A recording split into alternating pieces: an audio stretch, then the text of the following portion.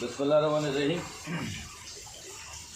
এই যে দেশি মাগুর, এটা বিলুপ্তির পথে প্রায় গেছিল, বিলুপ্তি হয়ে যাচ্ছিল কারণ এর খাবারটা ঠিকমতো আমরা সেট করতে পারছিলাম না। 16-17 বছর আগে ময়মনসিংহ থেকে ট্রেনিং করে আসার পরে প্রথম মাগুর যশোরে আমি করি, প্রথম মাগুর করি যশোরে আমি, দেশি মাগুর।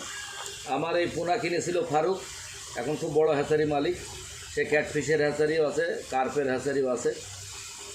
সে ফারুক ছিল আমার এই চারা মাছের প্রথম কাস্টমার। আমরা এই মাগুরটা বেশ ক্রস হয়ে গেছে, কিছু দুর্নীতিবাস্ত থাকবেই। বিদেশি মাগুরের মেল দিয়ে, হাইব্রিড মাগুরের মেল দিয়ে ক্রস করেছে।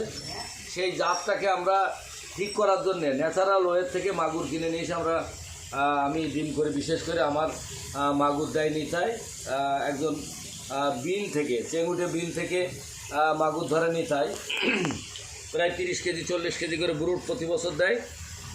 আর কিছু বড় বাজার থেকে আমরা দেখে শুনে, যাতে ক্রস হয়নি, এরা মাগুর নিয়ে এসে আমি এই বাচ্চা করি আর করে বিক্রি করি। আবার কিছু বলুন, আবার কিছু বলুন। এই যে এই মাছটা আজকে সেল হবে। ব্রাক দিয়ে, সরকারি মাছ দিয়ে সমস্ত মাছ আশা করা যায়। ব্রাকেরও, সাতক্ষীরে ব্রাকেরও আমি মাছ দিয়েছি, তাদের রেজাল্ট অনেক ভালো। ঝিনেদা, কুষ্টিয়া